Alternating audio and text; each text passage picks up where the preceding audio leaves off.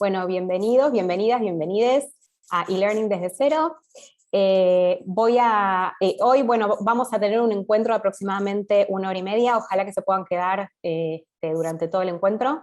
Siempre digo que el éxito de este encuentro depende de todos nosotros, tanto de ustedes como de mí, tanto para impartir como para hacer las preguntas que quieran hacer y ojalá pueda contestarlas todas. Este seminario de especialización, como decía Santi, tiene 2 encuentros, hoy es el primero, y el próximo es la semana que viene, a la misma hora. Así que, bueno, ¿qué les parece si comenzamos? ¿Sí? Acá veo un montón de gente que nos está visitando de distintos lugares del país. ¿Me escuchan bien? Bien, bueno, somos alrededor casi 100 personas, así que me da muchísimo gusto. Bueno, me gustaría, antes que nada, contarles un poco de mí, y después ustedes me van a contar un poco de ustedes. Bueno, en este encuentro del instituto, contarles un poco que, bueno, yo nací en Argentina, viví acá 19 años de mi vida, y luego emigré, me fui a Estados Unidos y ahí viví 13 años, y luego viví 4 y medio en Ciudad de México.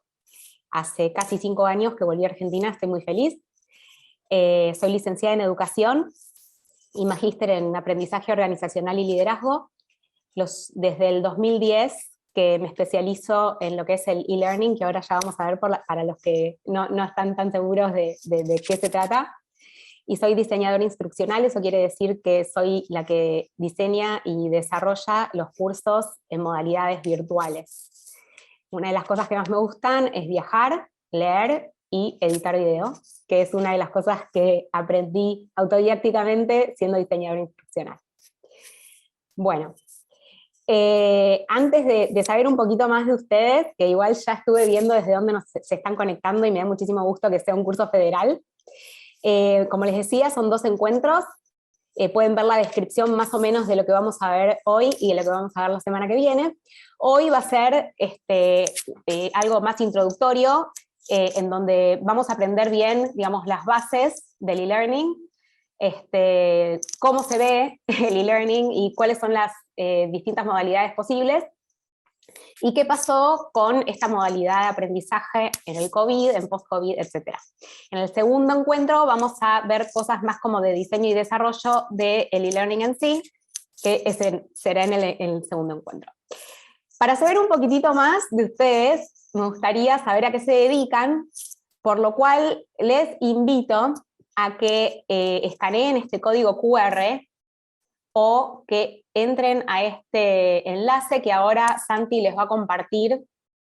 Van a menti.com y después usan este código 2830-8313 y ahí ustedes me van a empezar a aparecer las respuestas para que yo sepa más o menos si los conozca, de a qué se dedican, dónde trabajan, si están pensando en un cambio de carrera.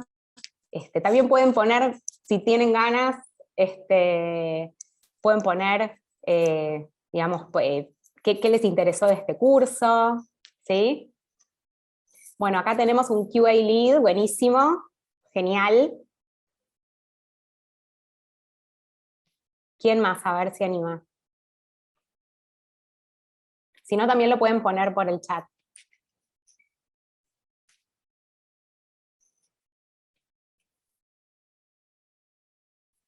Soy licenciada en instrumentación quirúrgica y busco herramientas. Genial. ¿Das cursos online? Ahora ya, ahí ya me van a contestar seguramente. Bueno, a ver, en el chat, Santi, ¿alguien? Sí. Abogada especialista en negociación por parte de aseguradoras, Susana. Genial. Bueno, acá tenemos a alguien más. Sos docente, perfecto. Bueno, acá entonces tenemos algunas personas, bueno, abogacía, técnica quirúrgica, docente. Bueno, como vemos, digamos, venimos de distintas áreas. Yo, como siempre digo, todo lo que son herramientas educativas para mejorar lo que es la facilitación, y especialmente en este mundo online y el metaverso, que hoy en día ya está tan expandido, después del COVID más que nada, siempre suma y siempre es algo que puedes utilizar dentro de lo que haces.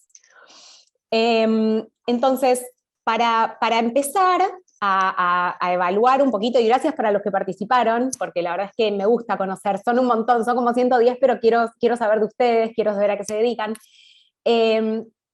Vamos a ir al siguiente link que nos va a compartir Santi, que es el de Jamboard, ¿ok? Y acá se van a encontrar con una pantalla en donde ustedes van a poder agarrar, digamos, estas notas adhesivas, ¿sí? Y van a poner, ¿qué es el e-learning? ¿Qué es el e-learning para vos? ¿Qué entendés por e-learning? Es una palabra en inglés, lo sabemos, seguramente hay una traducción en castellano, pero la verdad es que en el mundo se entiende como e-learning. Entonces estaría bueno saberlo, y que también empiecen a interactuar un poquitito con estas herramientas y estas pantallas que están buenísimas. Acá veo que algunos de ustedes ya lo están haciendo. Lo que tienen que hacer es agarrar una de estas, hacer doble clic y escribir. ¿Sí? A ver, aprender online más pantallas de por medio. Bien, ahí tenemos uno. Acuérdense, si ustedes quieren agarrar su propia nota adhesiva, lo pueden hacer acá. ¿Sí? Acá, en este costadito, ¿lo ven? Nota adhesiva, y ahí lo van anotando. Refiere al aprendizaje a través de los medios digitales, generalmente en aulas virtuales. Buenísimo. Enseñanza-aprendizaje a través de internet. Aprender con la ayuda de herramientas digitales. Buenísimo. Bueno, ¿hay alguna persona que es la primera vez que escucha sobre el e-learning y está acá para aprender desde cero como nos propusimos? No sé qué es por eso estoy aquí. Perfecto, perfecto. Aprendizaje a través de medios digitales, diseñar experiencias educativas que incluyan herramientas digitales, crear un proyecto digital desde cero. Muy bien, aprendizaje en línea con TICs. Bueno, la verdad es que son muy, muy buenas las apreciaciones, y está buenísimo también aquellas personas que dicen, soy nuevo, soy nueva, y para eso estoy acá, y para eso voy a aprender. Bueno, acá vamos a ver un poquitito como el temario de hoy, ¿sí? ¿Qué es el e-learning? ¿Cómo se imparte? ¿Qué es un LMS? ¿Un CMS? ¿Qué pasó con el boom del e-learning? Ahora vamos a ver igual de qué se trata el e-learning. Hubo un boom en COVID, ahora vamos a ver de qué se trató ese boom. Los distintos tipos de e-learning y ideas para un plan de acción, ¿sí? Como les dije, el encuentro de hoy va a ser como mucho más introductorio que el de la vez que viene, que va a ser más como para implementar y que vean algunas herramientas que se pueden utilizar. El e-learning es una modalidad educativa en donde el proceso de enseñanza de aprendizaje está mediado por el uso de las tecnologías de la información, TIC. Así que los que estuvieron participando recién la tenían muy clara. Se trata del aprendizaje virtual con medios digitales en donde Internet es necesario, ¿sí? Vamos a hablar un poco también de esto y qué pasa cuando tenemos Internet, bárbaro, y qué pasa cuando no lo tenemos, ¿sí? Que es un poco lo que pasó en la pandemia. Santi, ¿tenemos alguna pregunta o algún comentario? No, generalmente gente que estaba contando de qué, o sea, que trabajaba. Buenísimo, yo no veo el chat, pero a ver, alumna de idiomas vía web, no sé qué es, por primera vez me estoy anotando en cursos, soy nueva, primera vez, soy nuevo, bueno, bárbaro, genial.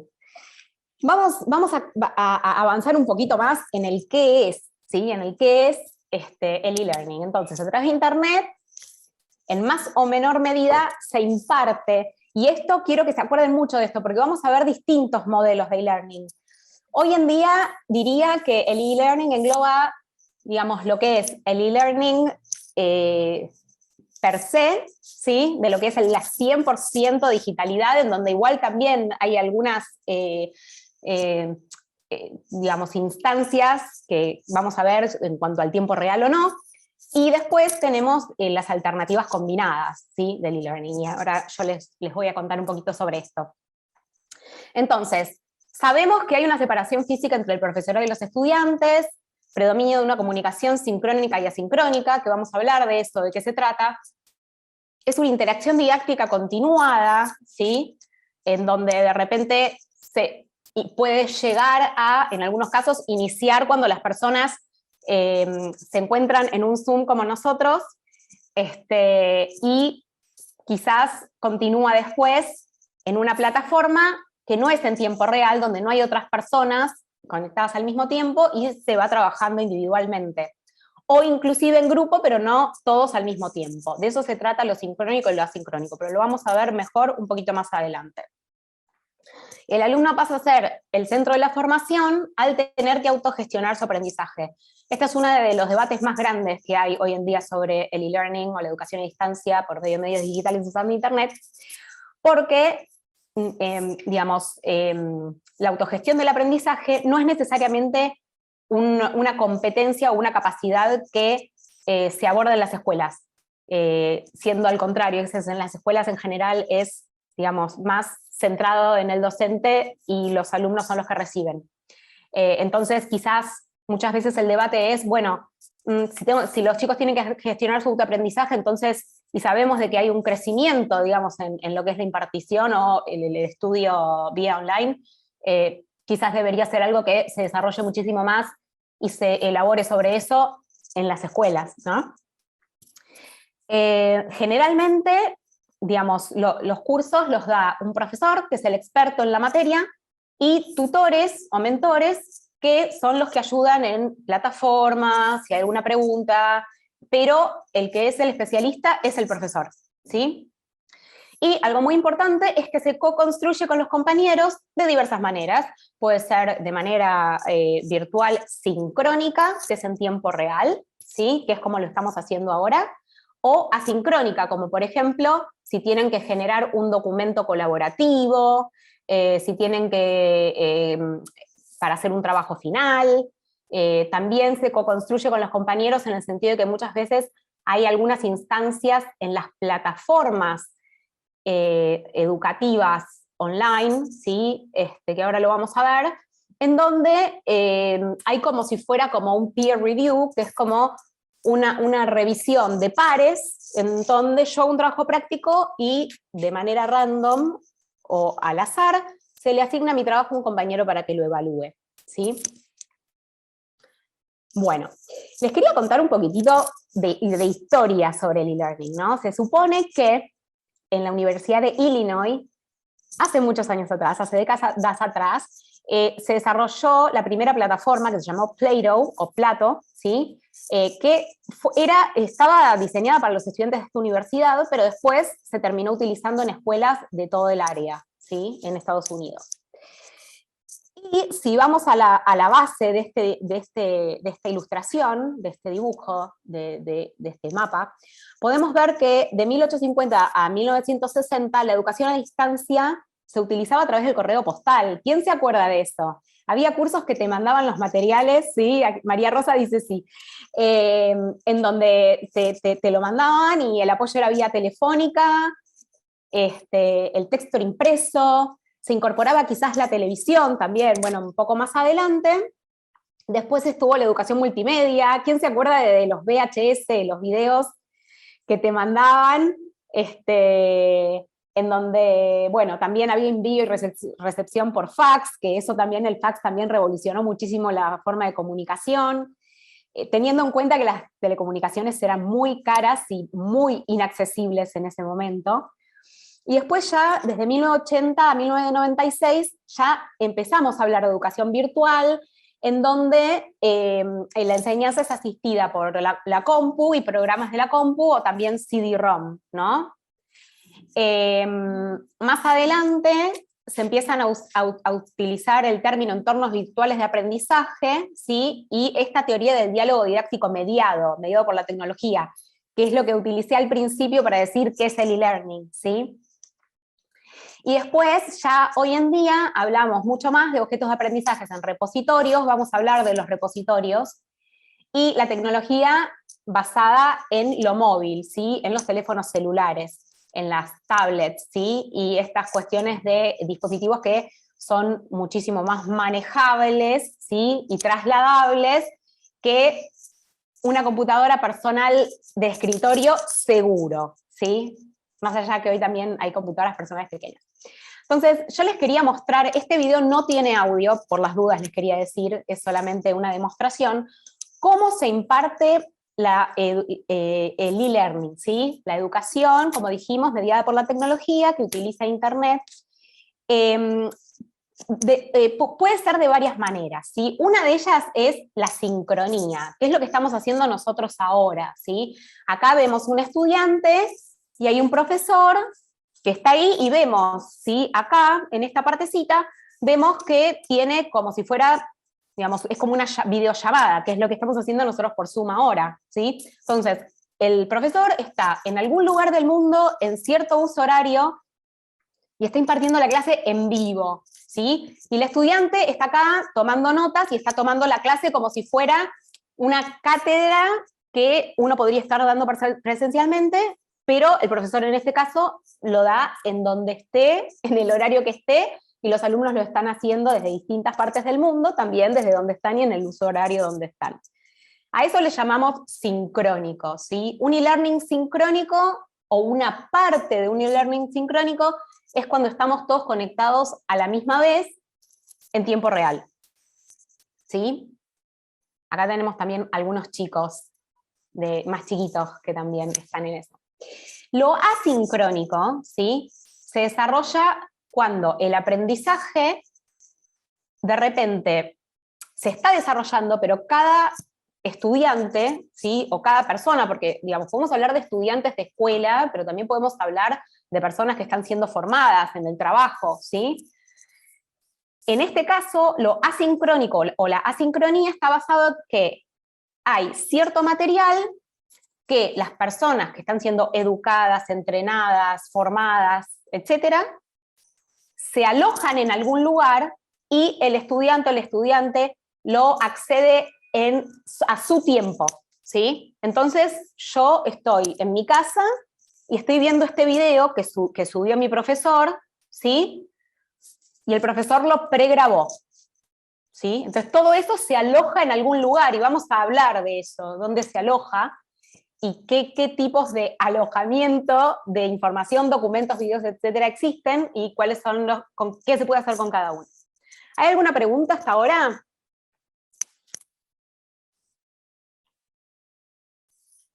Sí, acá hay una de Brian, Ian Bryan, perdón. Sí. ¿Este curso sirve para ejercer o para mejorar las herramientas que podemos usar para enseñar sobre algo? Exactamente, sí. Sea lo que sea que enseñes, pero también lo que transmitas. Si vos de repente, digamos, estamos utilizando herramientas digitales que generalmente nos sirven para cuando estamos en reuniones o en clases virtuales en donde cada uno está en su lugar y en su uso horario, ¿no? Totalmente cierto lo que dice Ian. Entonces, los ejemplos que yo les mostré ahora son ejemplos de un e-learning 100% online, ¿sí? Eso quiere decir que es 100% en línea. Nadie se reúne en ningún momento físicamente para nada, ¿sí? Esto es una modalidad. Ahora vamos a ver otro tipo de modalidad. Miren, si ustedes tienen preguntas, pueden levantar la manito en Zoom o pueden escribirlas en el chat y Santi me las va a leer. ¿Dale? Y son muy bienvenidas las preguntas, quiero decirles. O sea, cuando hayan preguntas, yo las voy a ir respondiendo y no vamos a esperar hasta el final, ¿sí? Así que bueno, seguimos. ¿Cómo se imparte? Bueno, recién vimos modelos en donde teníamos un 100% de virtualidad, ¿sí? Nadie se encontraba en ningún momento. Bueno, es este el modelo que acabamos de ver, el que es 100% online. Este sería el otro extremo, el 100% presencial. Y en el medio hay un modelo combinado que se llama blended, ¿sí? O B-learning, a veces también, digamos como que se llama así, en donde hay 4 modelos, ¿sí? Que generalmente se utilizan. Acá vamos a hablar un poco de formación corporativa, pero en realidad se pueden utilizar también en ambientes académicos y en ambientes escolares, ¿sí? Entonces, primero es el modelo de conductor cara a cara. ¿Qué quiere decir eso? Que la mayor parte de la formación se hace presencial, ¿sí? Con la orientación de un profesor, y los recursos, hay recursos que se suben a una plataforma, ¿sí? Que quedan como herramienta adicional. Por ejemplo, bueno, ¿querés acceder a la presentación que dio el profesor? Bueno, la vamos a dejar en una plataforma o repositorio que después lo vas a poder acceder, ¿sí?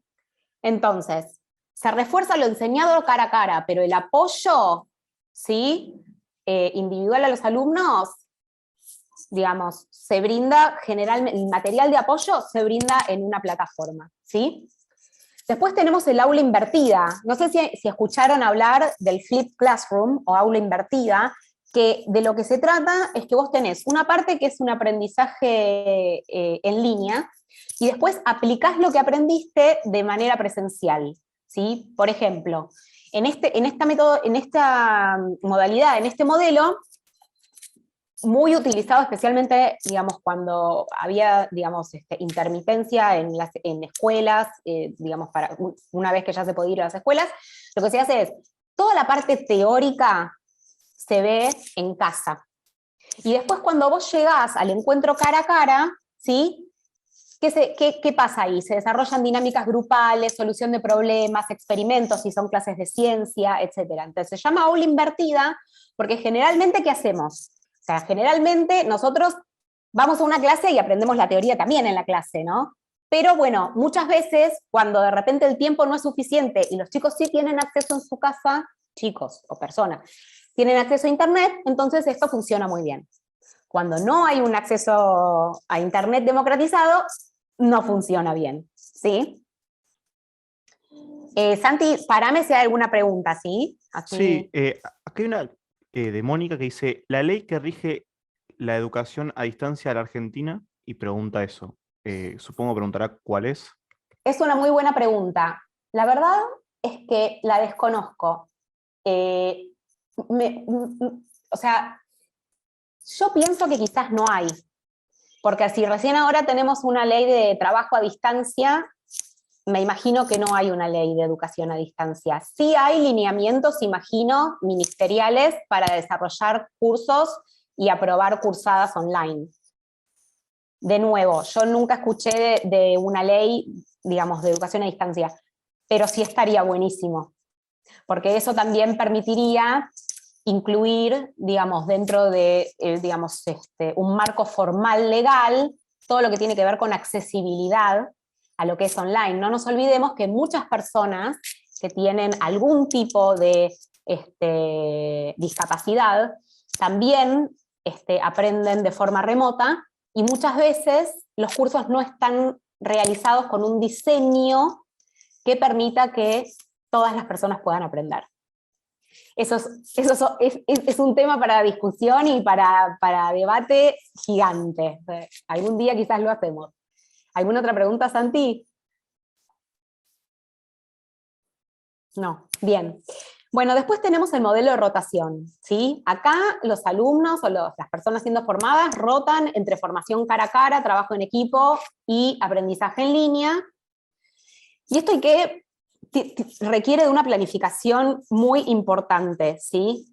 Lo bueno de esto es que cuando vos haces un modelo de rotación podés, digamos, cubrir distintas modalidades de aprendizaje, en el sentido de que viste que hay personas que aprenden mejor estando con otras personas interpersonalmente, otras personas más intrapersonalmente, otras personas son supervisuales, otras personas son kinestéticas, creo que lo dije bien. Y entonces eso permite que se aborden como, digamos, en una rotación de modalidades de aprendizaje.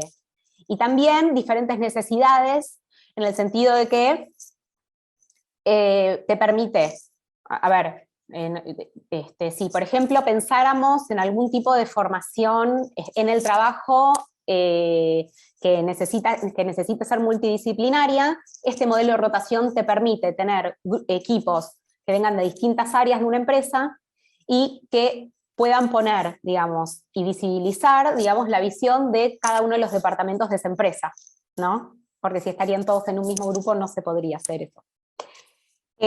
Y por último, el modelo de conductor en línea, ¿sí? En donde la formación es a través de la plataforma digital, con un instructor, con consultas, y también se pueden organizar reuniones físicas si es necesario, ¿sí?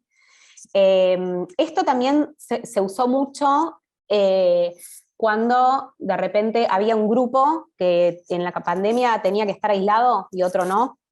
Entonces de repente se dividían los grupos y había un docente que digamos, estaba enseñando en línea, y después cuando podían volver al colegio ya se generaba el encuentro físico. Pero bueno, lo interesante de acá es que estos 4 modelos que yo les conté son modelos, digamos, de e-learning, que en realidad son blended, son combinados, porque combinan, digamos, la parte física presencial con algún tipo de apoyo en menor o mayor medida de alguna plataforma o repositorio que corre por internet. Bueno, hasta acá. ¿Hay alguna pregunta, algún comentario que quieran hacer? Me encantó lo de la ley de educación a distancia. No sé si alguien lo quiere decir en pantalla, con audio, lo quiere escribir en el chat, como quieran. Acá hay una de Fernando González. Sí. ¿Cómo se construye una cultura supongo, a la pertenencia y las inteligencias múltiples si el modelo es one-to-one? En Argentina la escuela pública constituyó la nación. ¿Qué te parece ahora?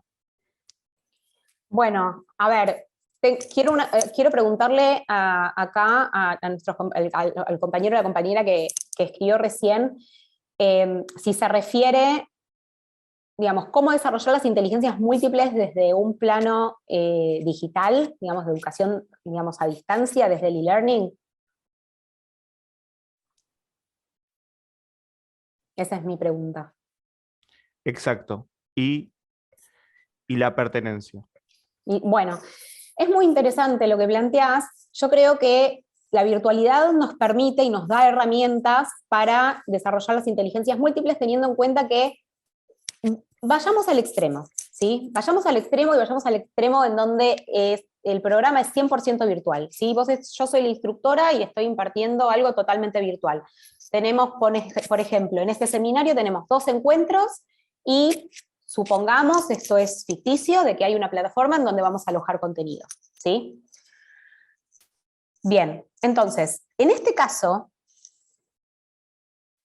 en cuanto a las múltiples inteligencias, hay muchas cosas que se van a desarrollar en la casa de cada una de las personas, ¿sí? Entonces, está en la planificación y en la didáctica, ¿sí? Del educador, la educadora, el profesor, junto con el diseñador instruccional, que es esta persona que es la que sabe cómo trasladar lo que el profesor quiere hacer a la virtualidad, ¿sí? Depende mucho de este trabajo conjunto para que sea posible, y entonces tratar de planificar la mayor cantidad de actividades que estén dirigidas a distintos tipos de las múltiples inteligencias de Gardner, ¿no? Eso es por un lado, ¿sí? Porque si bien quizás no hay encuentro físico con otras personas, los encuentros se pueden hacer en pequeños grupos por Zoom, o también la misma persona que está haciendo un experimento en la casa, supongamos que es, digamos, una industria farmacéutica, por ejemplo, o en un colegio química o físico-química, y eso se puede hacer. El tema de la pertenencia también se puede, o sea, yo les cuento que hay muchísimas herramientas que se pueden adherir a las plataformas más comúnmente utilizadas para la parte asincrónica, ahora ya que sabemos lo que es sincrónico y asincrónico, en donde se pueden hacer trabajo en equipo, en donde se pueden asignar puntos, en donde se pueden asignar, digamos, distintos tipos de premiaciones, en donde cada equipo podría tranquilamente generar su propia identidad, y sinceramente, digamos, son muy efectivos, Sí, está el tema de la autogestión, ¿no? O sea, esto se puede hacer digamos, siempre y cuando tengamos alumnos, alumnas, estudiantes que sepan autogestionar su aprendizaje. Cualquier persona que tome un curso online en donde hay una parte que es autodirigida va a encontrar algún tipo de desafío, ¿no? Pero creo que ese es uno de los desafíos más grandes de nuestro siglo, el autoaprendizaje y el aprendizaje continuo.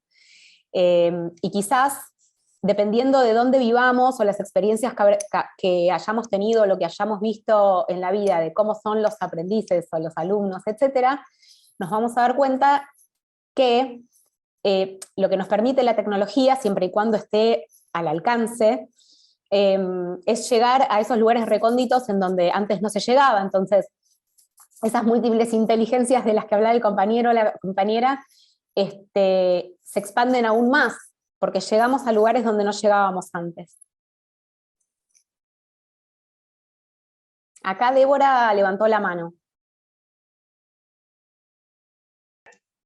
Hola, sí, yo lo que estaba diciendo con respecto a lo que preguntó recién el compañero, lo que estaba pensando, mejor dicho, era que uno puede estimular las inteligencias, las múltiples inteligencias, pensando en que si uno prepara una clase y uno incluye en esa clase música o un video sobre algún artista plástico, o incluye una obra de teatro, de esa manera puede llegar con un contenido distinto que si fuera, digamos, la mera clase teórica, o que también se puede incluir, digamos, para los que tienen pensamiento lógico-matemático, acertijos o cálculos. Entonces, bueno, de una manera más interactiva. Quizás todas las inteligencias no se van a poder estimular a través del e-learning, pero sí muchas, ¿no? Y no pensando quizás en el e-learning como la única manera de acceder al conocimiento,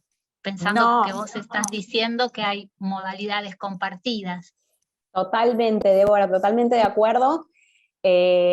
Sabemos que para los seres humanos, aprendiendo es fundamental encontrarnos en algún momento y de alguna forma. Lo que sí es, les voy a dar un ejemplo de esto que decía la compañera Débora, en cuanto a lo que son, digamos, las distintas actividades que se pueden plantear en la virtualidad, que como les dije, algunas se plantean desde la virtualidad, pero si tenés que hacer un experimento lo tenés que hacer en tu casa. O sea, tenés que tener medios físicos para hacerlo. También está la posibilidad de hacerlo de manera virtual, pero bueno, también hay muchas instancias que se pueden desarrollar en la casa. Hablando de un programa, por ejemplo, 100% online. Un ejemplo de las distintas inteligencias, pero también de las modalidades y también viendo las capacidades, es cuando hacemos las evaluaciones. Nosotros acá en el instituto, esto no lo conté al principio, pero les cuento, bueno, yo soy la persona encargada de formar a los docentes del instituto, de este instituto, de las especialidades, ¿sí? Para todo lo que es la enseñanza online y todo lo que es la preorganización y todo lo que es la arquitectura de lo que va a ser el curso y cómo hacemos para que, digamos, los alumnos en mayor medida sepan más o menos cuál es la cronología del curso y no se pierdan. Entonces, este año lo que implementamos en las evaluaciones son distintas modalidades de evaluación. Es decir, una persona podría elegir, es dependiendo de la especialidad también, pero una persona podría elegir hacer un trabajo práctico, un escrito, pero una persona también podría hacer una presentación en PowerPoint y una persona podría elegir hacer un video, ¿sí? Muchísimas modalidades podrían utilizarse, pero digo esto con respecto a la evaluación específicamente, porque la evaluación también es algo que está como muy en discusión hoy en día, ¿no? O sea, digamos, cómo se evalúa y cómo se califica. Y realmente, digamos, es una gran oportunidad para las distintas modalidades de aprendizaje y las distintas formas de expresión que hay de un aprendizaje, ¿no? Entonces, le da muchísima riqueza, y por eso, bueno, en la línea de lo que dijo Débora, más allá de las actividades que también se puedan plantear, que totalmente coincido, también en la parte de la evaluación podemos innovar y que sea, mientras sea accesible tecnológicamente. Esto lo repito una y otra vez, porque la pandemia también, digamos, expuso el hecho de que está buenísimo que hagamos, digamos, que hayamos podido continuar en cierto punto con la escolaridad de los chicos, por ejemplo, pero también hay muchos chicos que no acceden a la tecnología y a los dispositivos. Ahí lo dejo después para que lo debatamos más en profundidad. Gabriel tiene la mano levantada. No te escucho. ¿Ahora me escuchás? Sí, perfecto. Le decía a una compañera que me aclaró la duda con el tema de que me podía focalizar bien en vos, en este aprendizaje, porque veía el fondo difuso y uno se concentra en el profesor. Eso está buenísimo. Que no te distrae nada de fondo, ¿no? Con el tema de a las temáticas, es muy importante la parte evaluativa, porque quedó como un preconcepto en nosotros como padres, cómo son evaluados nuestros hijos. No jugando a los docentes, a los formadores, sino decimos, esta clase de evaluación, como decís, está perfecta, porque muchas veces sentimos como que los chicos pasan por pasar, digamos. Eso es para un debate, no pasan por pasar, como que le faltan. Yo le digo a mi hija, amor, ¿a vos te sirve estudiar así? Y papá, no hay como ir a la clase, como ir a la escuela, como tus compañeros. No es lo mismo, papi. Hay cosas que me adapté y cosas que no me adapté. Es muy importante la parte evaluativa, pero hoy tenemos que trabajar sí o sí con todos los hemisferios. Estamos con el tema de programación neurolingüística, con la parte emocional. Hay que buscar toda la parte de llegar de todas las maneras al alumno, sea un joven, sea un niño, sea un adulto. De esa interrelación que tú dices, del tema de dinámicas grupales, del tema de motivar la emoción del alumno, de qué necesita, de vincularnos como ahora, que nos estamos viendo y para que estuviéramos cercanos, la cercanía con el alumno. De esa frialdad que es la tecnología la podamos humanizar un poco más. Por ahí pasa la cosa, creo yo, y bueno, y que estés planificando la manera de evaluar. A mí me disparó decir, bueno, qué lindo que me pidan un PowerPoint o hacer una presentación de lo que yo pienso sobre la temática de mi estudio, ¿no? Mi punto de vista, que ahí estás evaluando al alumno de una manera más relajada y también el alumno se siente más cómodo, ¿no? No tan rígido para responder. Como que todo lo que adquirió vuelve a recordarse con una cuestión más práctica y más humanizada, ¿no? Eso quería Exacto. sumar, digamos, y lo que me daba vuelta la cabeza. Y Muy ahora buen sí cómo punto. poner el fondo. ¿Mm? Muy buen punto el que mencionás. Y sí, definitivamente creo que una de las cosas que también lo que mencionabas de tu hija, de que algunas cosas le gustó y otras cosas no le gustó sobre la virtualidad, y es que también, digamos, hablamos ahora de la edad escolar, ¿no? Porque seguramente que hay muchísimas personas que son formadores o capacitadores de empresas, pero bueno, digamos, la parte del juego y el contacto y ese gran espacio socializador que es en la escuela, los seres humanos lo necesitamos. Ahora, muchas veces, cuando hay personas que viven en localidades muy lejanas y por política pública sí se permite, digamos, una conexión a internet, hace que de repente los días de lluvia, aquellos chicos que tienen 2 horas caminando para llegar al colegio y no pueden ir porque está todo embarrado, les da otra posibilidad de continuar aprendiendo. Pero bueno, o sea, digamos, por algo existe la escuela y por algo está este gran espacio de socialización que fue también tan visible en la pandemia, ¿no? Los chicos que realmente les afectó muchísimo no estar con otros compañeros.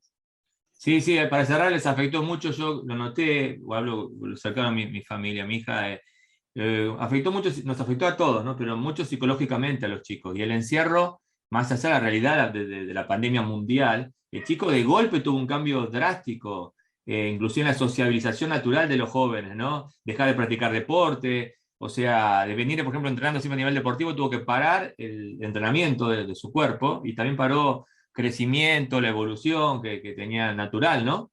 Y adaptarse, bueno, a llevar a esta nueva realidad mundial, ¿no? Que nos afecta a todos. Que vino para quedarse, ¿no? Está claro que vino para quedarse, no se va a ir más esto. Va a ser así. Sí, yo creo que, gracias Gabriel por todo lo que nos compartiste. Yo creo que, digamos, el gran desafío es hoy, teniendo en cuenta de que, bueno, el trabajo remoto, parte de la escuela, digamos, online, digamos, cómo armar o rearmar este rompecabezas en donde realmente podamos usar lo mejor de todo, ¿no? Y creo que ahí está el gran desafío. Tenemos a Liliana primero y después a María Eugenia.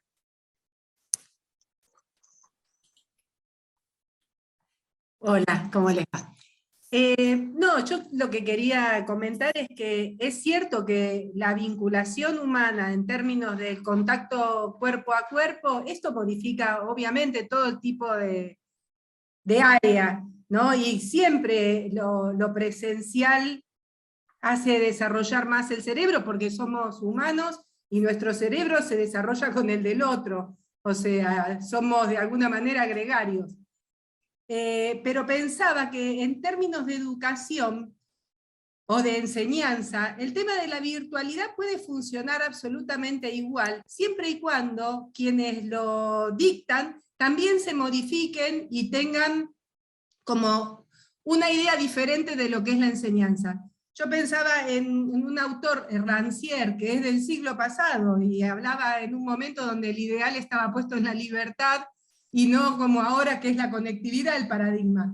Entonces, él decía de la idea de emancipar al otro en la enseñanza, ¿no? Donde no sé si es que hay uno que sabe que es el docente y los otros que no saben que son los alumnos, sino que una educación emancipadora lleva a que el otro pueda aprender a pesar del maestro. Pero para esto es como que tenemos que trabajar bastante todos en qué sería enseñar, qué sería transmitir conocimientos, cómo es el procesamiento de los conocimientos. Y bueno, creo que por ahí la pandemia nos empujó a todos a debates que se venían inevitablemente porque la tecnología dio vuelta al mundo, achicó los tiempos, el espacio, y como que o nos subimos o nos caemos del mapa. Entonces, bueno, esto era un comentario. Excelente, me encanta ese punto de vista.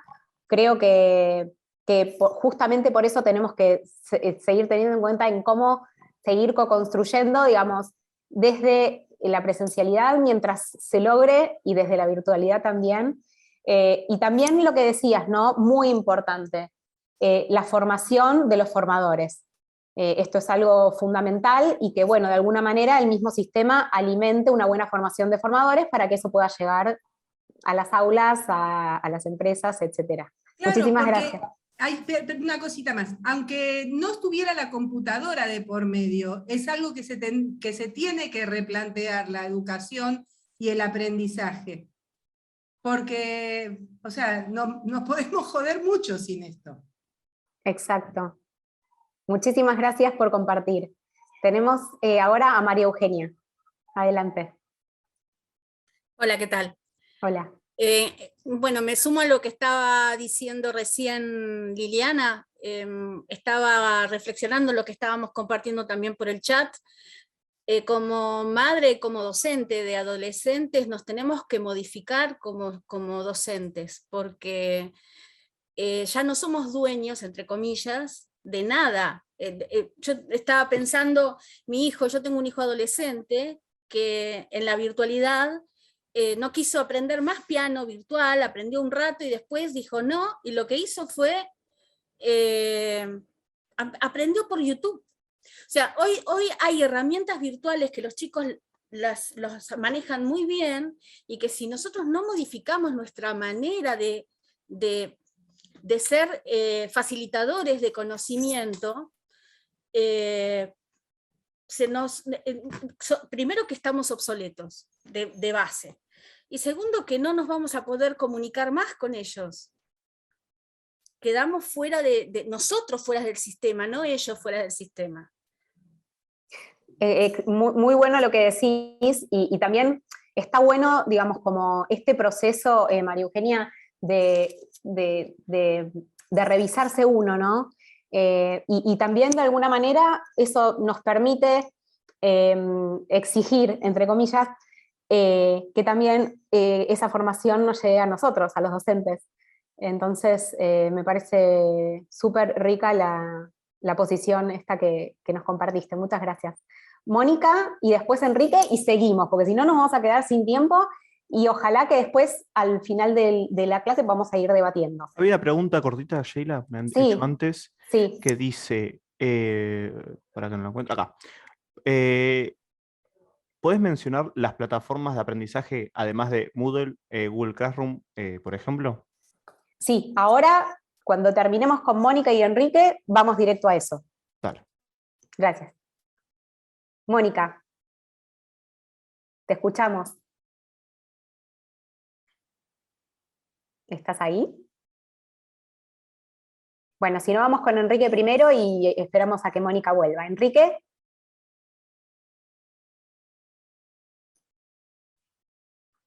Hola. Sí, buenas tardes, ¿se escucha ahí? Sí, perfecto. Bueno, buenas tardes a todos. La pregunta mía es pertinente. Esto, con lo que estaban hablando, refiriéndose todos los compañeros anteriores, en la parte psicológica, ¿en qué afecta a la educación? Yo no escuché muy bien, no sé, Santi, vos si me podés decir la pregunta. Perdón, estaba respondiendo un mensaje Sí, que le haga de perdón. vuelta. A ver. Sí, a ver, Enrique, de nuevo, por favor. Sí, ahí se escucha bien. Un poquito mejor, a ver. Ahí. Sí. ¿En qué afecta psicológicamente la educación? Cortito.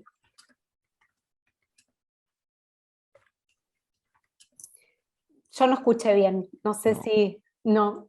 ¿Querés ponerlo por el chat? Sí, A ver si quiere que lo escriba y yo la leo. Dale, genial. Sí, ahora lo voy a poner por el chat. Perdón, que no te escucho bien. Gracias. No, no hay problema, no hay problema. Gracias. Bueno, vamos a esperar mientras tanto la... Mónica, no, Sí. María Eugenia. Ahí le habilité para que... A ver si puede. Para que hable. Hola, no, era por Ahí el está. compañero que estaba tratando de hablar y que no podía porque, bueno, no nos podemos desmutear solos. No era eso nomás. Ah, bueno, gracias. No, por nada.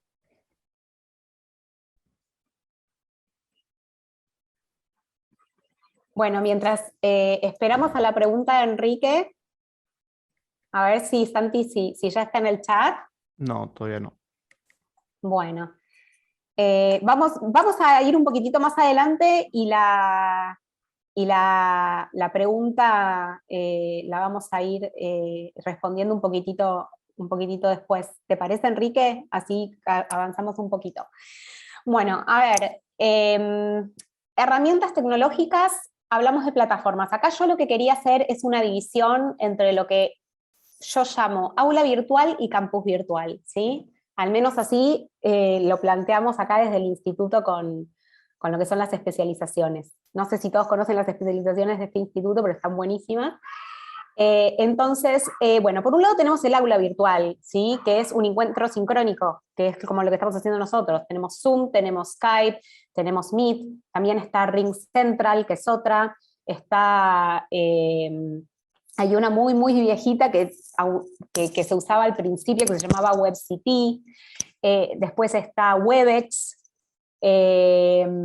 y después hay muchísimas plataformas, inclusive digamos, algunas que no tienen límite de tiempo, etc. Bueno, estas aulas virtuales en general se usan para la sincronicidad, es decir, para el encuentro en tiempo real de todas las personas que están en la capacitación, clase, formación o como lo llamen, ¿sí? Y después tenemos el campus virtual, ¿sí? Que es asincrónico, es decir, se aloja material allí. También se dan algunas discusiones, por ejemplo, de grupo, en un foro, etcétera, que puede digamos, llevarse a cabo acá, pero que es de forma asincrónica, cada uno lo hace a su tiempo. Algunas plataformas de campus, como campus virtual, como Moodle y Google Classroom, que son las dos que compartí acá, pero ahora les voy a decir otras que hay, que se llaman LMS o Learning Management System, que son sistemas de gestión del aprendizaje, y ahora lo vamos a contrastar con lo que son los repositorios de contenido. Tienen algunas herramientas que son, digamos, como que te permiten interactuar un poquitito en tiempo real, por ejemplo, un chat. El Moodle tiene un chat, entonces vos podés interactuar, pero generalmente en estas plataformas, digamos, se ofrece contenido de forma texto, de forma video, de forma pizarra, etcétera, grabaciones, que cada uno accede a su tiempo, ¿sí? Entonces, Acá en este videíto que les estoy mostrando ahora, que no tiene audio, les muestro que es lo mismo que estamos haciendo nosotros. Las aulas virtuales, lugares de encuentro en tiempo real, sea donde estés, sea el uso horario que estés compartiendo. Y estas plataformas LMS que están en la nube, hay muchísimas. Moodle y Google Classroom son muy utilizadas. ¿Por qué? Porque Moodle es de open source o de código abierto, entonces eso permite, digamos, que cada institución pueda de alguna manera tropicalizar la plataforma de la forma que lo necesita, y el Google Classroom más que nada en las escuelas, porque Google pone esto a disposición a las escuelas de forma gratuita, ¿sí? Después tenemos otros, tenemos Absorb, tenemos Blackboard, Canvas, OpenLMS, y después digamos, otros que son así como más empresariales. Salesforce tiene una parte que también es una plataforma, digamos, de este tipo. Cada vez salen nuevas. Y después también tenés las otras que son más conocidas, porque también lo que te permiten es vender tus propios cursos, como por ejemplo Thinkable, o había otra que era nacional, que no era educativa. Bueno, esas son diferentes porque lo que tienen también son como modalidades de pago que te permiten a vos crear tus propios cursos y venderlos, ¿no? ¿Alguna pregunta con respecto a esto? O si la pregunta de Enrique ya está. Enrique, acá. Sí. ¿En qué afecta psicológicamente en la educación? Supongo que tiene que ver relacionado con lo que están hablando antes. ¿Estamos hablando de la pandemia? Si estamos hablando de la pandemia, bueno, yo creo que todavía no están los estudios concretos como para decir, digamos, cómo afectó esto a los niños, especialmente de educación inicial, primaria, secundaria. Creo que esos estudios van a estar de acá a unos años. Pero hay, digamos, ¿y cómo impactó en la educación? Bueno, a ver, acá, por ejemplo, María Eugenia nos comentaba que uno está acostumbrado a enseñar de una manera, de forma física, y de repente todos pasó a la virtualidad, y no necesariamente todos los docentes, capacitadores, formadores, tenían el conocimiento o el entrenamiento por parte del distrito escolar o lo que sea, para enseñar de forma virtual. Diría que la mayoría no. Con lo cual, bueno, digamos, esas fueron algunas dificultades, y las otras dificultades son las brechas tecnológicas, ¿sí? En donde hogares donde no hay suficientes dispositivos, o no llega a internet, o no puedo contratar en internet porque es un servicio que hasta ahora, no sé, yo me conectaba, no sé, por ejemplo, alguien puede decir, yo me conectaba al wifi de la ciudad, y bueno, puede ser, porque son servicios que suman al presupuesto de cada familia, entonces de repente no la tenían. Entonces ahí se vio limitado el acceso, ¿sí? Y en consecuencia el uso, ¿no? El acceso a la educación. Creo que era eso a lo que Enrique se refería, y si no cualquier cosa, Enrique, escribinos y lo volvemos a abordar. Yo acá lo que les quería mostrar era cómo se ve Moodle. Quizás muchos de ustedes lo conocen, algunos no. Nosotros acá, digamos, utilizamos Moodle en el instituto, ¿sí?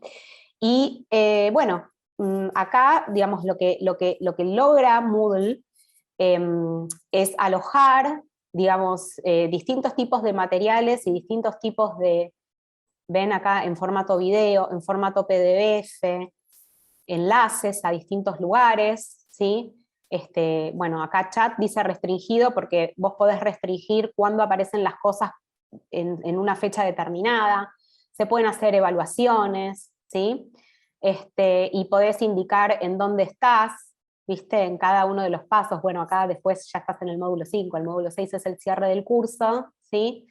Esto es un ejemplo para que vean más o menos cómo, digamos, una persona puede acceder asincrónicamente, es decir, a su propio paso, a contenidos que están planificados por los profesores, y que generalmente o los profesores o los tutores o los enseñadores instruccionales que apoyan en esta parte, digamos, de construcción de educativa en la virtualidad, lo suben acá.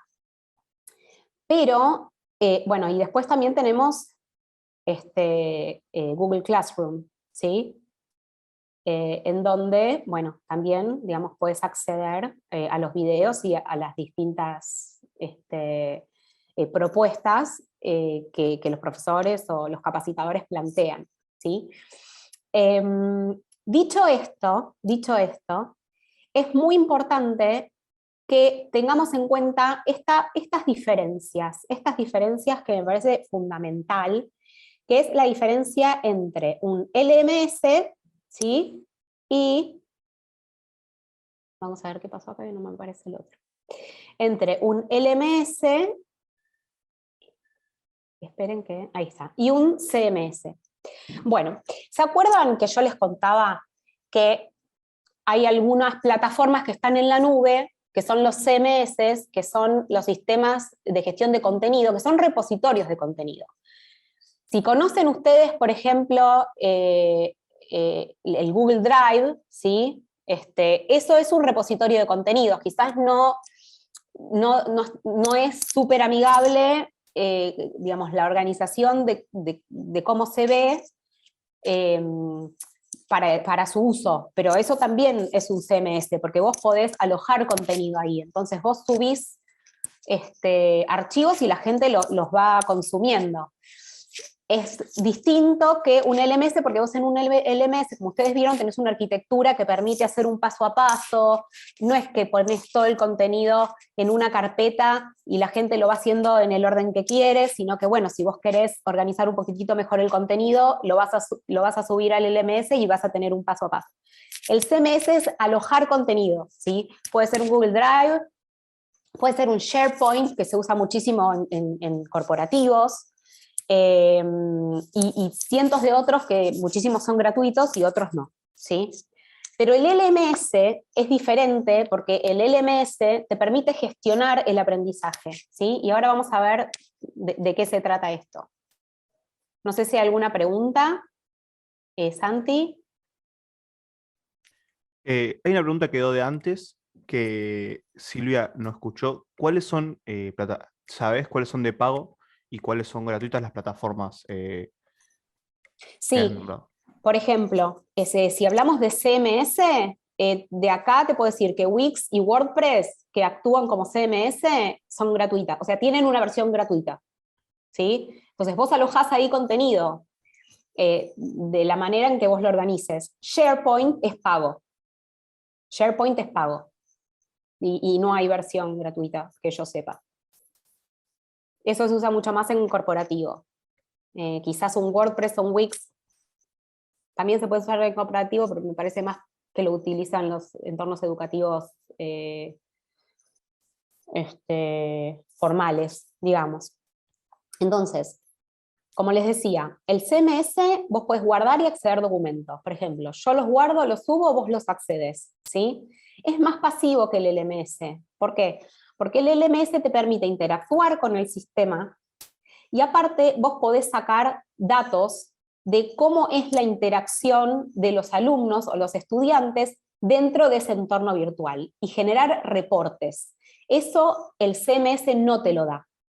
¿Para qué sirve generar data o datos de cómo acceden los alumnos, cuánto tiempo se quedan en una actividad, etcétera? Te sirve para saber cuál es el engagement. O sea, si vos los atrajiste y hubo una actividad que realmente la gente pasó mucho tiempo haciendo, puede ser por dos razones, o porque les resultó muy difícil o porque los reenganchaste, ¿sí? Entonces eso informa al profesor para repetir esas experiencias en esas modalidades y la didáctica, o decir, me parece de que esto terminó siendo muy difícil, vamos a ver cómo lo abordamos la próxima vez en la unidad que viene, porque evidentemente pasaron mucho tiempo para responder una sola pregunta o un ejercicio o lo que sea. ¿Sí? ¿Alguna otra pregunta?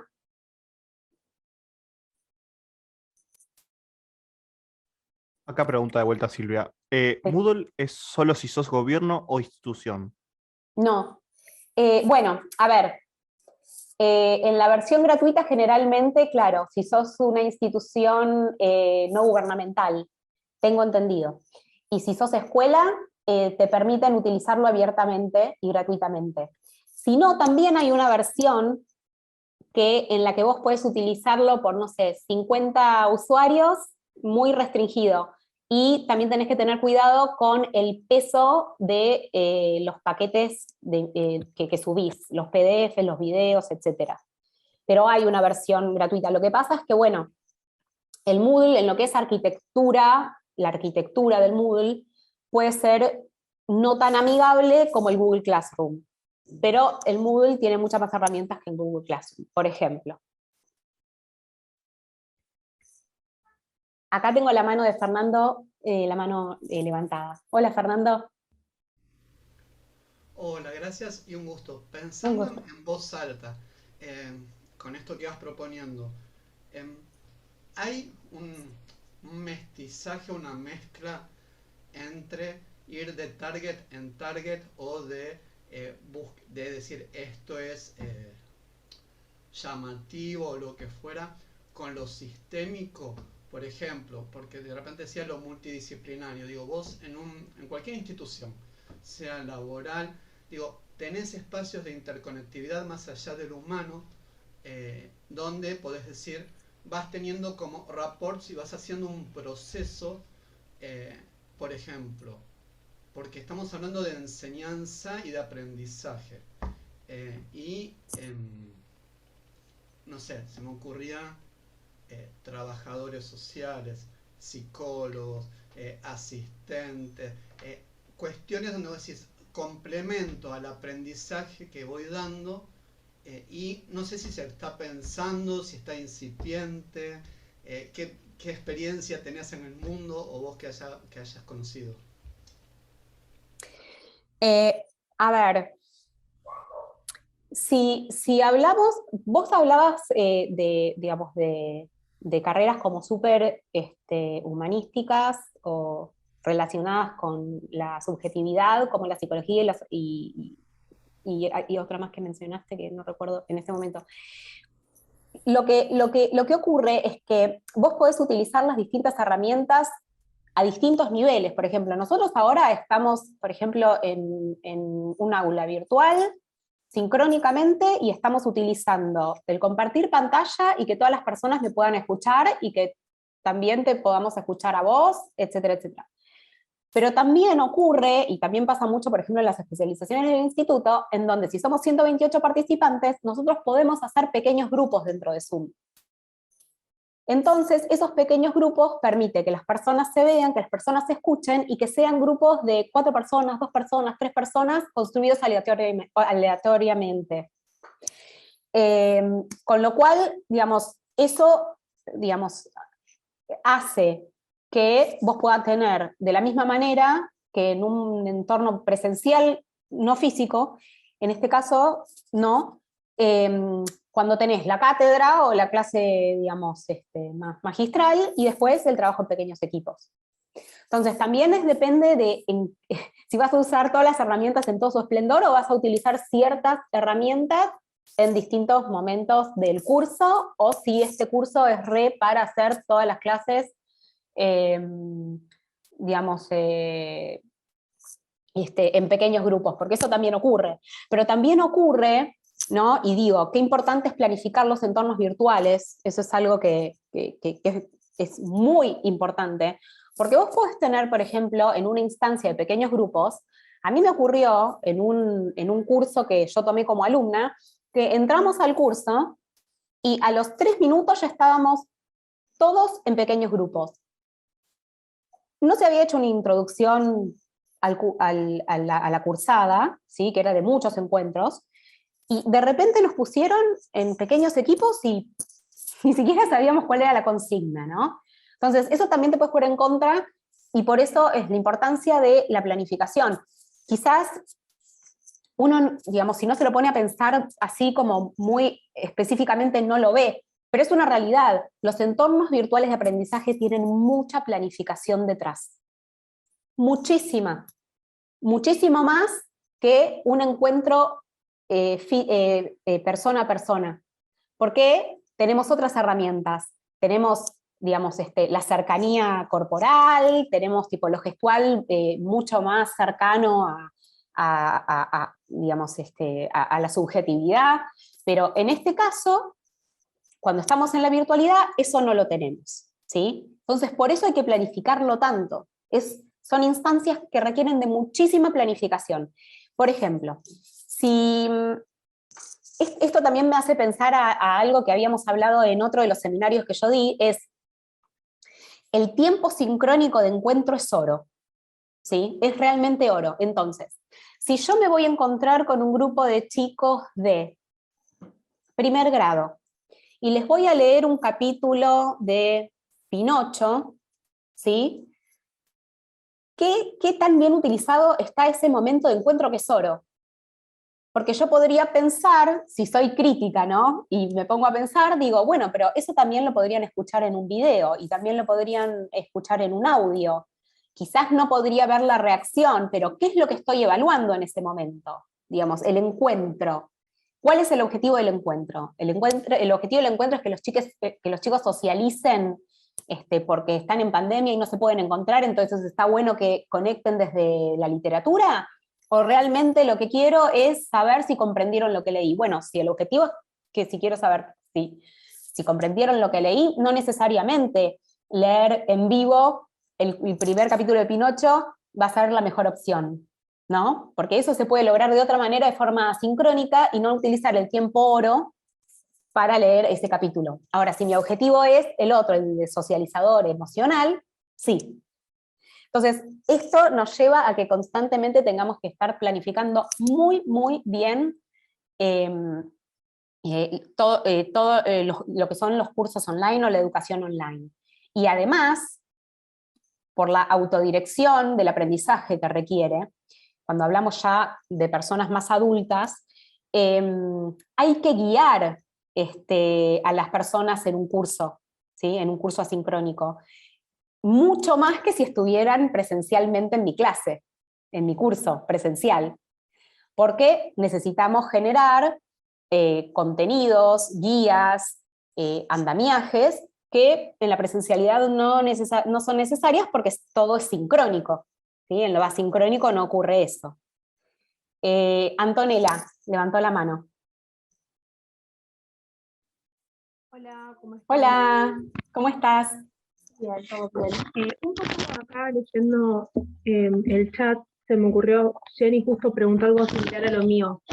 ¿Hay algún requisito mínimo que tenga que tener, por ejemplo, para instalar Moodle? Porque ponele Classroom, tú ya pagás el paquete de G Suite y listo. Pero Moodle, ¿necesitas instalarlo en algún lugar específico? ¿O cómo lo administras? No, Moodle en ese sentido no es tan amigable, o sea, vos Moodle necesitas un servidor para Moodle.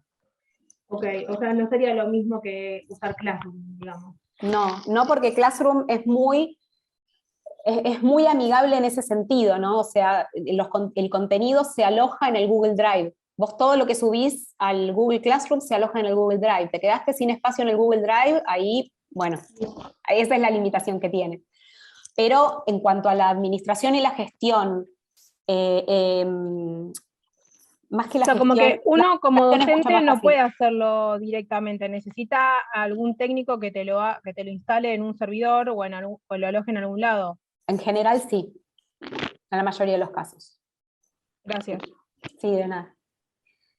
¿Hay alguna pregunta, Santi, en el chat? Que yo no veo el chat. Sí, acá Débora pregunta si puedes desarrollar el tema del syllabus, cómo armarlo y qué plataforma hay para prepararlos. Bueno, a ver, ¿vos estás tomando alguna clase en donde tenés syllabus, alguna especialización? O esa es la contrapregunta que quería hacer para saber más o menos.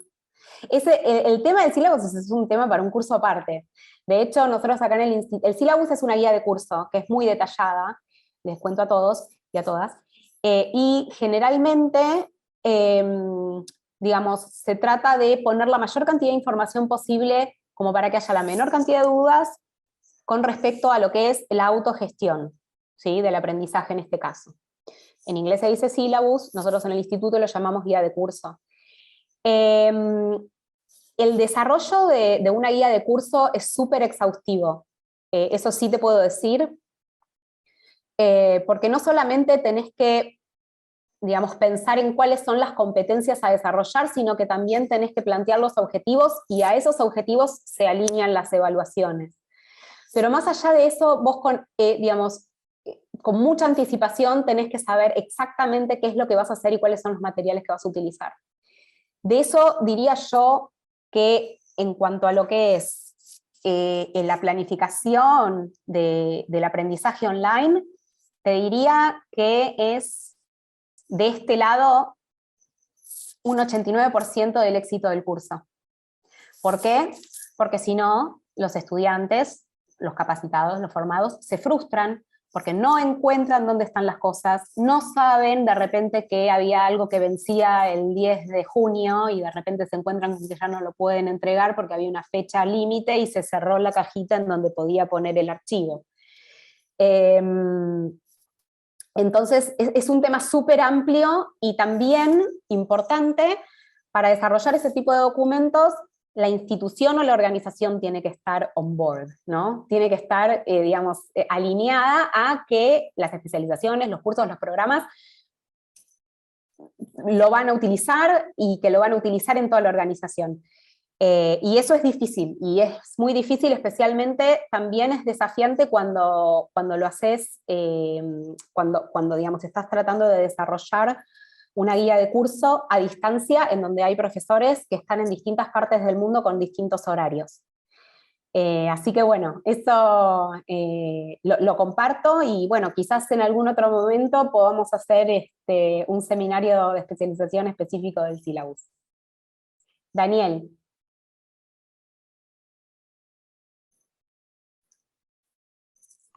Hola, ¿ahí me escuchan?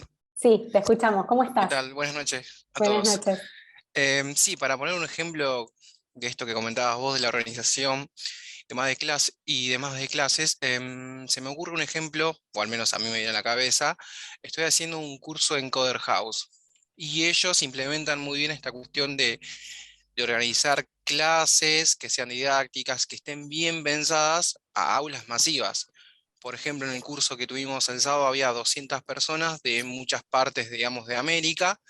Entonces, estaba todo muy bien pensado. Pasó esto también de que a la hora nos pasaron a otro curso más chiquito, un aula más chiquita, se subdividió y después a la hora de entrar a la plataforma, a tener las clases, está todo muy bien diagramado sobre qué vamos a ver ese día, cuánto tiempo va a durar, los sets de clases y en todo caso cuándo hay que entregar la tarea, dónde hay que colocarlo. De hecho, la página también es muy didáctica para ese tipo de trabajos. O sea, te facilita todo en el tema del aprendizaje. Claro, bueno, y de esa forma vos, me imagino que, por ejemplo, si estás haciendo data science, estás aprendiendo data science o estás aprendiendo programación, te saca la frustración de la parte logística, y solamente te quedas con la parte de la frustración del aprendizaje, lo cual es fantástico.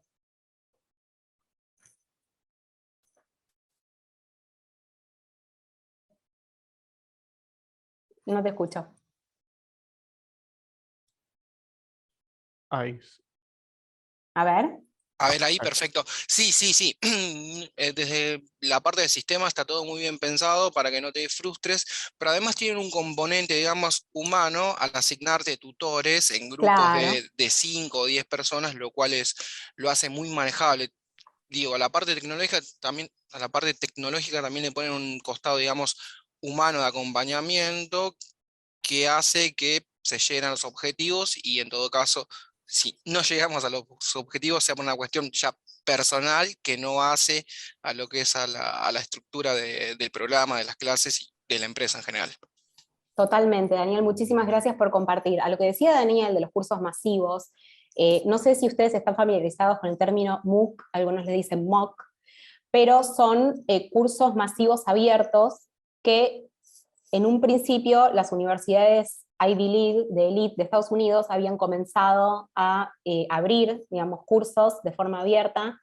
Esto fue hace varias décadas, y es lo que empezó a hacer Coursera. Coursera cuando salió al mercado, y edX también, si conocen esas plataformas, son plataformas que hoy te permiten tomar cursos sin certificado. Hoy no es necesariamente todo completo lo que podés tomar, pero al principio, cuando estas empresas comenzaron, sí podías, no con un certificado, el certificado siempre lo tenías que pagar aparte, pero sí podías hacer el curso completo, y son cursos abiertos masivos, ¿sí? En donde también tiene que haber una planificación muy, muy importante, ¿sí? Porque son cursos de miles y millones de personas, cientos, miles de personas que lo están tomando al mismo tiempo, de distintos lugares del mundo, con distintos usos horarios, y no hay en general un encuentro sincrónico, y es todo a tu paso.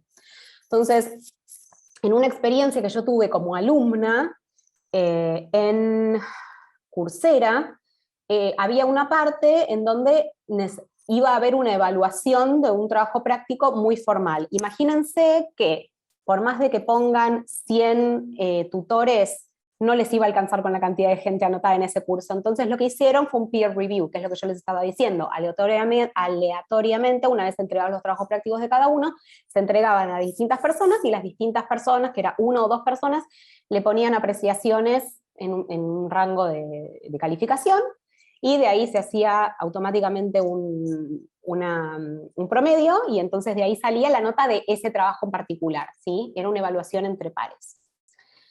Bueno. Ahora sí, vamos a seguir, vamos a continuar. No sé si hay alguna pregunta, Santi, antes de entrar en la parte del boom del e-learning. Creo que no. Bueno. Hay una pregunta que hicieron un par de veces, que Sí. es lo del fondo difuso. Como Sí. lo hiciste. Bueno, ¿puedes en el explicarlo? fondo difuso, sí, por supuesto. Vieron que en Zoom ustedes tienen como una camarita de video, ¿sí? En donde dice video, y ahí hay como una flechita para abajo. Y ahí van a ver una opción que dice desenfocar mi fondo, y se desenfoca el fondo. Así de fácil. Espero que lo hayan podido hacer. Qué facilita.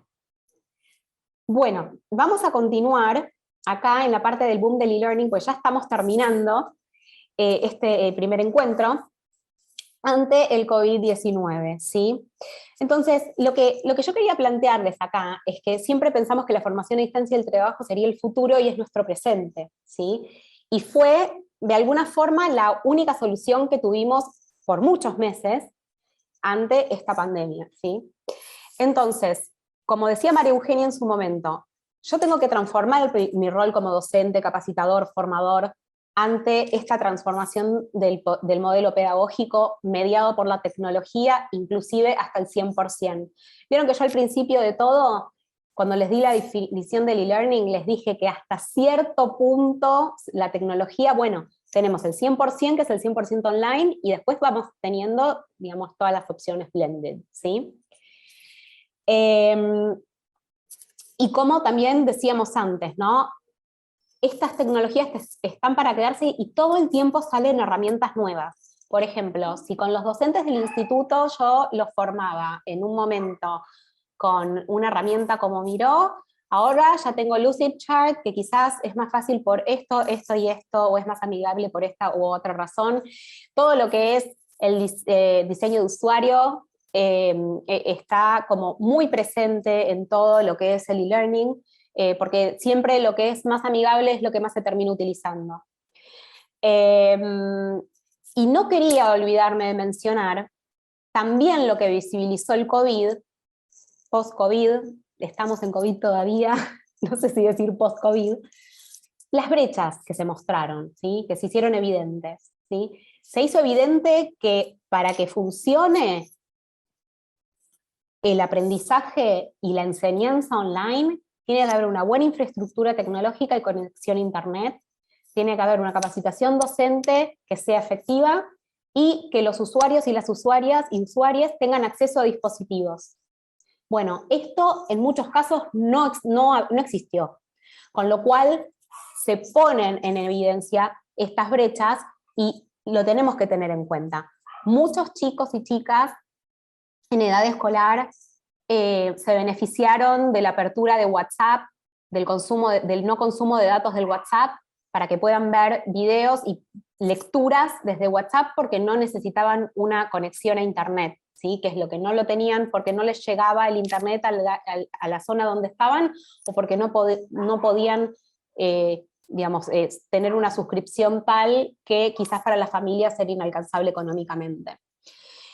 Y en cuanto a la capacitación docente, creo que eso también es muy importante. Muchas veces quizás siendo independiente uno tiene que buscar su propio camino de capacitación, pero muchas veces también otras veces pertenecemos a organizaciones, pertenecemos a distritos escolares, pertenecemos a una escuela, etcétera, en donde estaría bueno también pensar en que podemos exigir que se nos forme de la manera que nuestros interlocutores lo necesitan, teniendo en cuenta las tecnologías nuevas que están surgiendo, y que bueno, espero que no, pero si ocurre un confinamiento tal como el que tuvimos en COVID, en los años que pasaron, seguramente vamos a necesitar continuar capacitándonos en lo que son las tecnologías de la educación.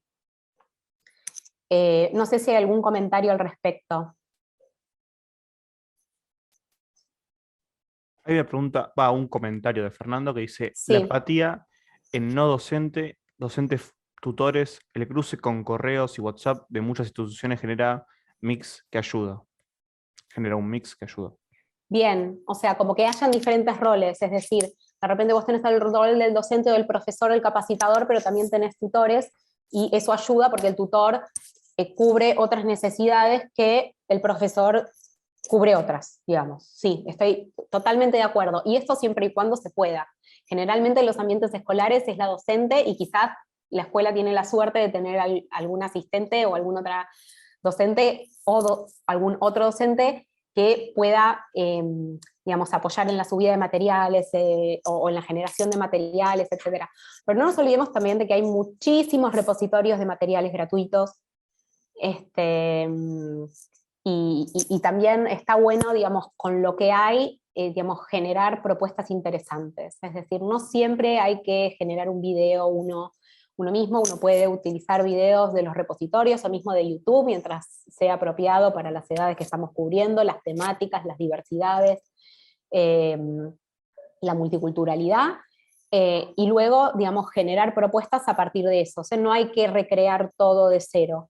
Creo que eso es algo muy importante, pero sí, siempre tenemos que evaluar los videos y los materiales que vamos a reutilizar antes de ponerlos a disposición. Y también no olvidarnos que si bien nosotros de repente tenemos un curso, una clase que ya está planificada y es un curso que es autoasistido y se da una y otra vez, los enlaces de los materiales que utilizamos muchas veces dejan de estar disponibles. Entonces siempre tiene que haber una reevaluación de los materiales y obviamente de las temáticas. Este año, por ejemplo, en el instituto generamos un espacio así con los profesores de las distintas especializaciones, en donde dijimos, vamos a mantener el programa como está o vamos a hacer algunos cambios, y muchos quisieron hacer cambios porque algunos abordaron ciertas temáticas en un contexto de COVID y ahora estamos en un contexto de no confinamiento que quizás no es tan relevante como lo fue en su momento con el confinamiento.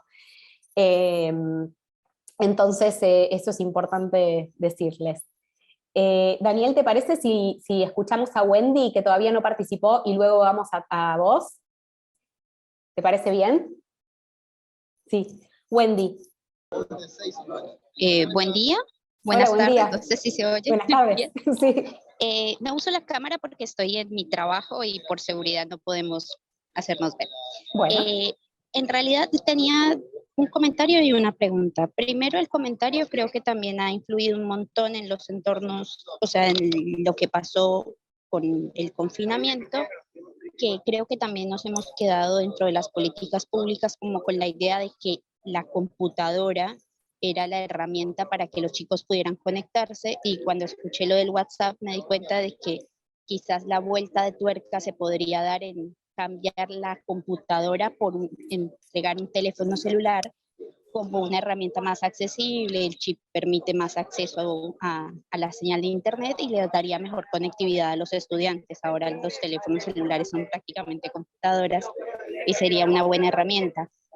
Incluso Moodle, yo utilizo el Moodle como una aplicación descargada desde el Play Store para acceder a las clases del instituto, y me es mucho más sencillo poder seguir desde el celular todos los contenidos. Entonces creo que podríamos darle la vuelta de tuerca desde ahí, pensándolo desde la política pública. Y mi pregunta iba en torno justamente a esto, a cómo desde el rol de facilitador de contenidos, de facilitador de conocimientos, también nosotros podemos irnos capacitando en estas mismas temáticas. O sea, si hay alguna directamente, no sé, la plataforma Moodle tiene capacitaciones dentro de la misma página de Moodle para aprenderla a manejar mejor, o Google Classroom, sobre todo por el hecho de que muchas veces el docente que empieza a montar sus contenidos, se le dificulta mucho llegar a este conocimiento, y no tengo la claridad de si hay tutoriales que puedan llegar a acompañarlo. Yo con el confinamiento soy agente de prevención, entonces mi trabajo está en los entornos escolares, y me di cuenta que la falta de presencialidad hizo muy difícil la integración de los chicos, pero también para los padres fue todo un reto poder ponerse en la posición de acompañar a los chicos en unas herramientas que no conocían. Nada, era hacia ese lado mi inquietud y mi comentario. Muchísimas gracias, Wendy. Sí, definitivamente, digamos, los celulares, digamos, han sido utilizados, pero el tema es que no necesariamente todos los chicos tienen celulares, y en una familia, por ejemplo, de 4 niños, 3 niños, 2 niños, más los padres que trabajan y también lo necesitaban, no se hacían tan accesibles. En cuanto a la capacitación, digo, sí, Moodle, en la página de Moodle tiene tutoriales, Moodle en español tiene tutoriales, YouTube tiene muchísimos tutoriales, y también, bueno, como yo comentaba, ¿no? Plataformas como Coursera, edX, tienen muchísimos cursos relacionados a las temáticas que te puedas imaginar, que los puedes tomar gratuitamente, no te certifican si no los pagás, pero bueno, si el objetivo es, digamos, como la capacitación continua, te sirven de todas maneras. Y todo el tiempo salen cosas nuevas. Siempre hay que estar como enterándose y buscando suscribirse de repente a newsletters de distintas asociaciones relacionadas con la educación virtual, eso ayuda mucho también, y te permite crecer y estar al tanto, ¿no? Gracias, Wendy, por tu pregunta. Daniel, ¿querías hacer una pregunta? ¿O querías comentar algo? Creo que no. Ok. Bueno, vamos a pasar a la última partecita de este primer seminario. No se olviden que la semana que viene está la segunda parte. Y cuando me refiero a un plan de acción y la hoja en blanco, es, como yo les decía, que todas las iniciativas que se planifican para la educación online tienen que estar muy bien planificadas. La hoja en blanco no es algo malo, ¿sí? De repente uno se encuentra con una hoja en blanco y digo, ¿por dónde empiezo? No sé, me agobia. La hoja en blanco es algo bueno, porque la hoja en blanco te va a permitir innovar. La hoja en blanco te va a permitir no hacer siempre lo mismo. No sé ustedes, pero yo siempre que doy clase, siempre armo una clase nueva, porque si no también me aburro de dar siempre lo mismo. Algunas cosas las puedo reutilizar, pero en general, digamos, para también divertirme yo en este proceso y también contagiarles un poco el entusiasmo a ustedes, también me gusta estar activa, entonces planificando los cursos de forma nueva. Entonces, la hoja en blanco no es algo malo, es algo bueno que te puede inspirar muchísimo. Dentro de un plan de acción, ¿qué tenemos que incluir? Primero, siempre buscar fuentes de mejores prácticas, ¿sí? Para la enseñanza online hay muchísimo, y tan solo poniendo mejores prácticas de e-learning lo puedes encontrar en Google. Cuando voy a armar un curso, cuando voy a armar una capacitación, una clase, ¿cuáles son los saberes? ¿Sí? ¿Cuáles son las competencias? ¿Qué tiene que saber el alumno? ¿Qué tiene que saber el capacitado? ¿Qué tiene que saber el trabajador, trabajadora al final de esta iniciativa, de este curso? Capacitarnos, hablamos recién de esto, capacitarnos continuamente, buscar, usar Google, y Google nos va a llevar a donde queremos ir. Seguramente después vas a aprender dónde son los lugares donde tienen el contenido que más resuenan con vos y tu estilo de aprendizaje. Hablamos del e-learning y el be-learning, ¿sí? Cuando hablamos de un plan de acción para el e-learning decimos, bueno, ¿voy a hacer un e-learning 100% remoto o va a ser algo blended, un combinado? ¿Sí? ¿Qué instancias sincrónicas y qué instancias asincrónicas va a tener el curso, si es que va a tener alguna instancia sincrónica? El contenido, ¿cómo lo voy a diagramar? ¿Lo voy a dividir en unidades? ¿Lo voy a dividir en módulos? ¿Lo voy a dividir en temas? ¿Cómo va a ser? Siempre pensar en los tiempos, ¿sí? Tanto del lado de nosotros, que somos los capacitadores, educadores, docentes, como del otro lado, ¿sí? Generalmente, una actividad que un alumno, un estudiante, puede hacer en 15 minutos, a nosotros seguramente nos va a tardar 1 hora y media, 2 en planificarlo. Eso es muy común en e-learning. El tiempo de planificación es mucho más extendido que cuando hacemos cursos presenciales. Y después los documentos de orientación, como decía la compañera, las guías de curso, para, de alguna manera, fortificar, ¿sí? Toda la parte de orientación a los que están tomando nuestro curso, nuestra clase. Bueno, estamos a punto de terminar nuestro primer encuentro de e-learning desde cero. Quería saber si hay algún comentario, alguna duda, alguna pregunta que surja del contenido específicamente de hoy. ¿Quedó algo? Yo sé que lo fuimos elaborando durante el curso de esta hora y media, con lo cual quizás no hay, quizás hay, quizás quieran saber qué hay para el próximo encuentro. Cuéntenme ustedes. No sé, Santi, si hay algo en el chat. Por ahora en el chat no hay nada. Bueno, genial. ¿Alguien que quiera levantar la mano? Y agradecerles muchísimo su atención por hoy y decirles que los espero en el encuentro número 2 de este seminario de especialización de e-learning desde cero. Acá están mis contactos en Instagram y este es mi mail, por si tienen ganas de escribir. Y vengan con preguntas para la próxima o con alguna apreciación, porque va a estar bueno. La próxima les voy a mostrar algunas herramientas que podemos utilizar para construir los cursos, que están muy buenas. Obviamente, como es un seminario de 1 hora y media, no vamos a explayarnos mucho en ninguno específicamente, y tampoco vamos a esperar a que hagan una gran producción, porque sabemos que eso, lo más probable es que lo puedan hacer ustedes a su tiempo. Pero aún así, bueno, un gusto haber compartido esta jornada con ustedes. Les mando un gran abrazo virtual. Sheila, 2 preguntas Sí. que te hicieron. Sí. Uno es sobre el material. Sí. ¿Cómo se comparte? Sí, digamos, las presentaciones las vamos a compartir, sí. Perfecto.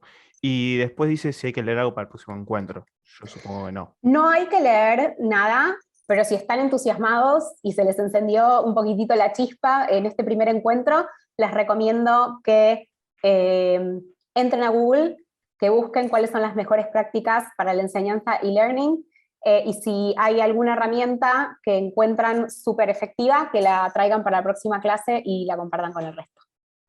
Gracias a acá que veo a algunas personas que siempre me siguen en mis cursos y que son muy queridas por mí, María Elena, Silvia, Laura, bueno, muchísimas gracias por estar acá.